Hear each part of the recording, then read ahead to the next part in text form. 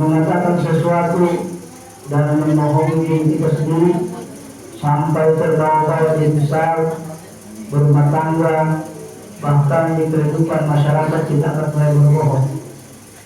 Ya, anak-anakku sekalian, kalau kita menghitung-hitung ini pelaksanaan kita laksanakan tarawih, tinggal beberapa malam untuk kita sama-sama di masjid ini atau di sekolah ini. Kalau Ustaz mendengar informasi bahwa anak-anakku sekalian yang ke pulau nanti sudah akan pulang hari Jumat. Hari Jumat ya? Hari apa pulang? Hari Jumat. Ya. Kalau yang di kepulauan atau di daerah laut akan hari Jumat. Kalau yang di darat hari Sabtu. Jadi berarti nggak usah cerita.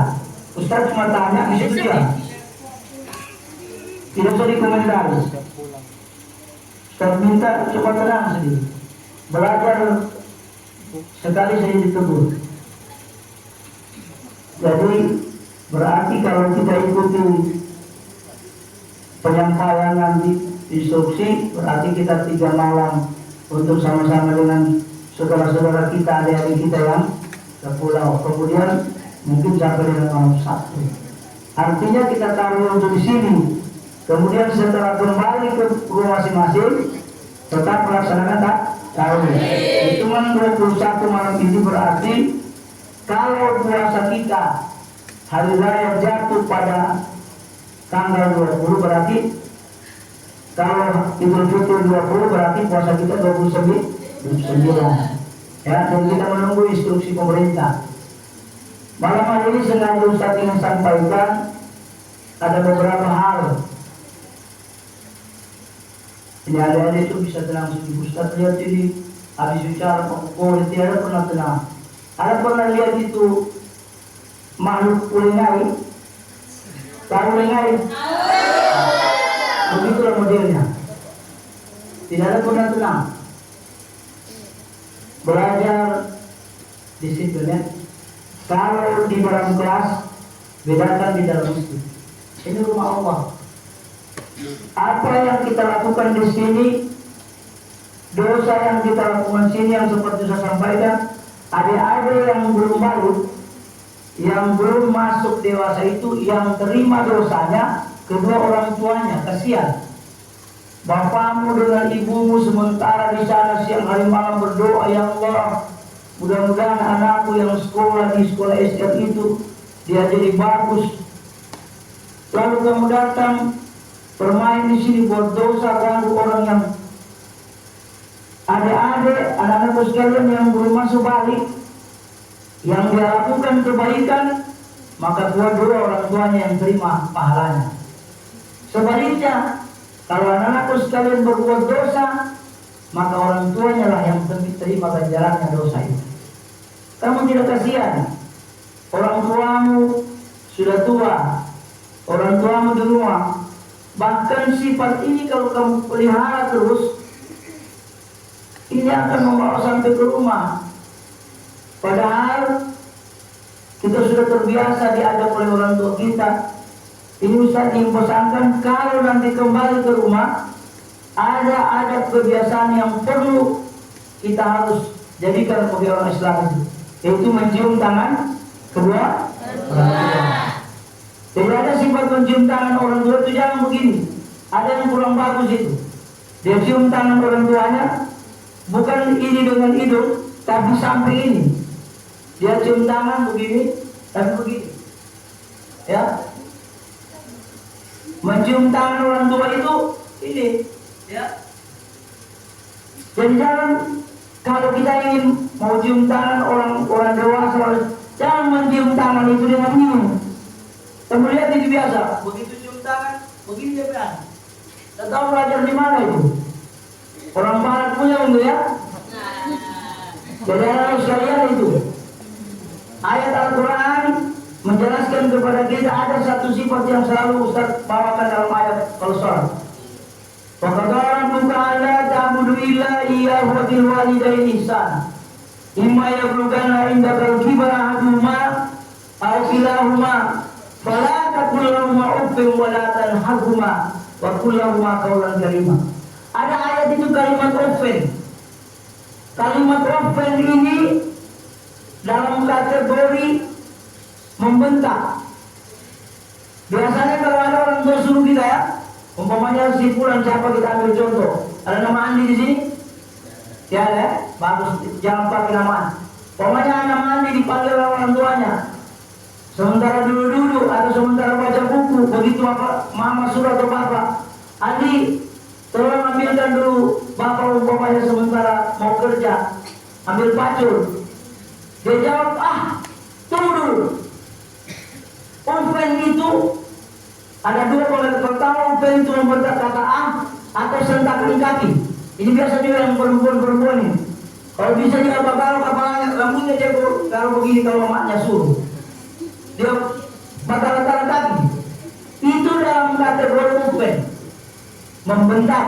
Apalagi ada yang sempat lagi membentak, mengeluarkan kalimat sampai orang tuanya menangis atau meneteskan air mata. Ada orang tua biasa antar kita ke sekolah ini menetes air mata juga.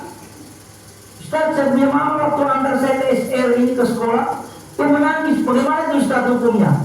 Orang tua tadi mengantar anaknya ke sini menangis, bukan karena menangis sakit hati, tidak.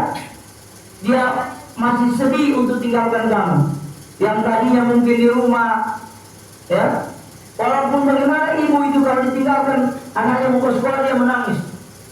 Tapi tangisan ibu dia kalau bawa kamu di sini setelah kamu berhasil nanti, lebih baik ibumu datang suruh kamu datang sekolah dia menangis. Jangan nanti setelah keluar nanti ada orang tua biasa menangis, tetapi anaknya dia lihat tangisan berbuat kejahatan.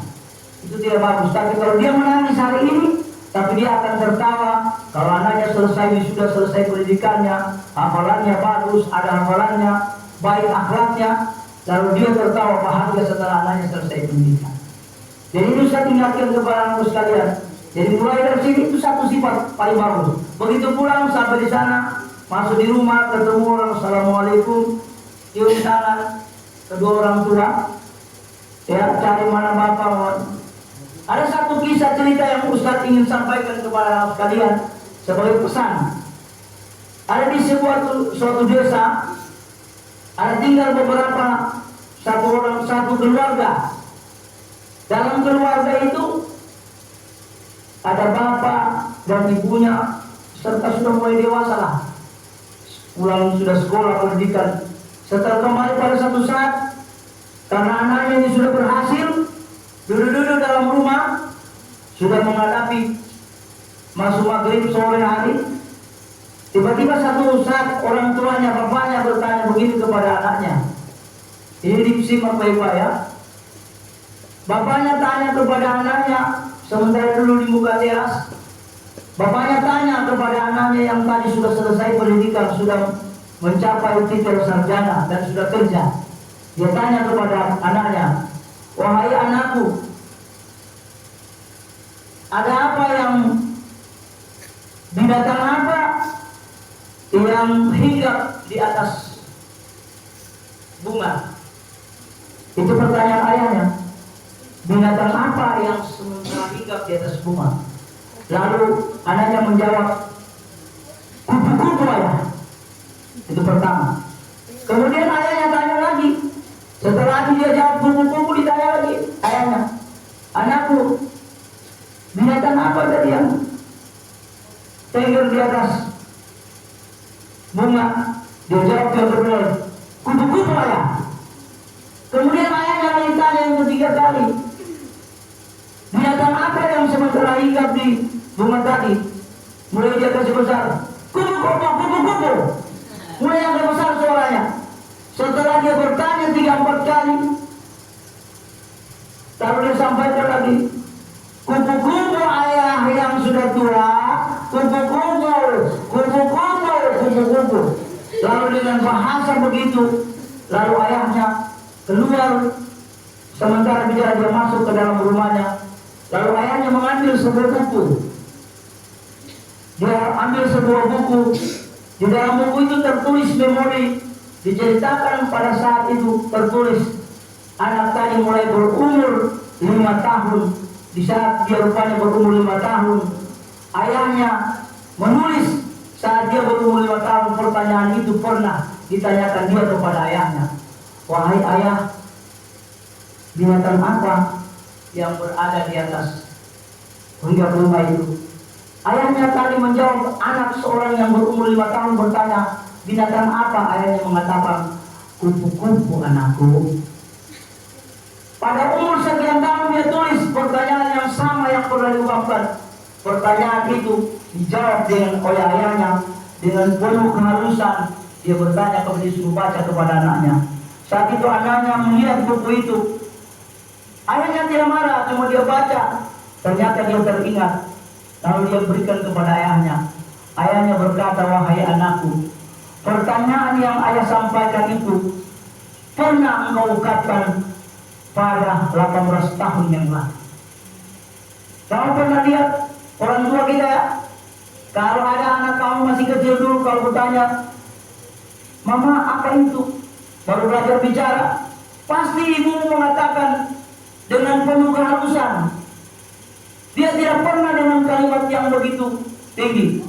Tapi begitu anak-anak sudah berhasil, sudah tamat SMP, tamat SMA, dapat sarjana, dapat kerja, ungkapan itulah yang dibacakan oleh anak ayahnya tadi pada saat tertulis dalam nomor ini.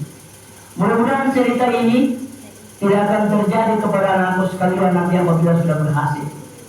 Karena semuanya kita ini biasa masih kecil, pasti semakin apa yang kita keluarkan di hadapan orang tua kita, karena kasih sayang ayah dan ibu itu pasti begitu kita ungkapkan sesuatu yang aneh, ibu kita atau ayah kita pasti bilang begini, senang mereka. Biar kita bicara tidak terlalu jelas, senang dia merasa. Nah kita ini kalau sudah berhasil, mudah-mudahan anak sekarang ini sudah gambaran, sudah sarjana, pulang sudah dapat ilmu, apalagi kalau sudah kawin. Dia yang perempuan ini mau sudah kawin, suaminya sudah kerja lagi, kerja di bank, banyak duitnya. Begitu ayah menelpon, ya dapat lagi suaminya yang memang agak sombong. Begitu ayahnya menelpon, dia tanya, telepon siapa itu? Dari ayah. Dia sudah angkat, pasti minta uang lagi. Ya, mudah-mudahan anakku sekalian, lewat penempaan di sekolah SR ini, lewat penempaan walaupun jarak singkat ini, mudah-mudahan anak-anakku sekalian tidak terdapat sifat seperti itu. Karena ada teguran ayat tadi, ridallahi fi ridal walidain. Keridhaan Allah tergantung kepada keridhaan kedua orang tua. Wa sukhtillahi fi sukhtil walidain. Kemurkaan Allah tergantung kepada kemurkaan kedua orang tua.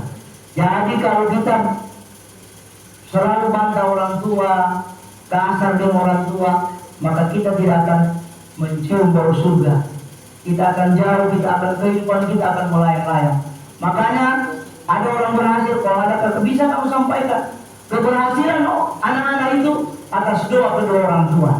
Makanya ada kalau selalu doa, apa yang kita balas? Itu saya doa paling singkat, Rabbi ghfirli wa liwalidayya warhamhuma kama rabbayani shaghira. Itu doa yang ampuh. Doa itu tembus langit. Pada saat kita berdoa, apalagi kalau setelah sujud selesai berdoa, ya Allah, apalagi mungkin ada di antaranya sudah tidak ada orang tuanya, cuma tinggal sama neneknya. Ditanya mana ayahku sudah meninggal, ya. Jangan-jangan ada sifat karena papanya sudah tidak ada, minta ampun dia punya nakal. Karena ada begitu, sudah tidak ada papanya, sudah tidak ada ibunya yatim piatu, tapi dia punya nakal minta ampun. Mudah-mudahan dengan melalui pendidikan di sekolah ini, melalui latihan bulan suci Ramadan, ini berpuasa ini berarti bagi orang yang tidak punya apa-apa. Ini puasa ini melatih siang hari bagaimana kita tidak makan pada siang hari, memberikan arti kepada kita. Begitulah orang yang miskin yang tidak punya apa-apa, dia tidak makan, ya. Jadi orang yang seperti anak-anakku sekalian, lewat latihan bulan suci Ramadan ini, mudah-mudahan kita mulai perbaiki kita punya sifat-sifat. Karena bulan suci Ramadan ini, kalau dalam bahasa ini tidak lama lagi, hanya dua ini ya. Bulan suci Ramadan hanya dua. Bulan suci Ramadan yang tinggalkan kita, atau kita yang tinggalkan bulan suci Ramadan. Pilih antara dua, mana yang bagus? Ya, Allah yang menentukan. Ini pasti terjadi. Oleh dan sebab itu anak-anakku sekalian, kita berdoa mudah-mudahan kita sehat semua ya. Kita sehat semua. Doakan kedua orang tua di rumah. Mudah-mudahan mereka sehat dapat berbiasa karena orang tua mendoakan juga kami. Ya, rubah sikap, jangan terlalu banyak bermain sehingga apa yang Anda cita-citakan hafalannya bisa bertambah, bacaannya lebih bagus, dan mulai perbaiki akhlak lebih bagus. Ini saja barangkali Ustaz dapat sampaikan. Mudah-mudahan kita semua dapat melaksanakan ibadah sampai dengan selesai nanti. Alhamdulillah. Assalamualaikum warahmatullahi wabarakatuh.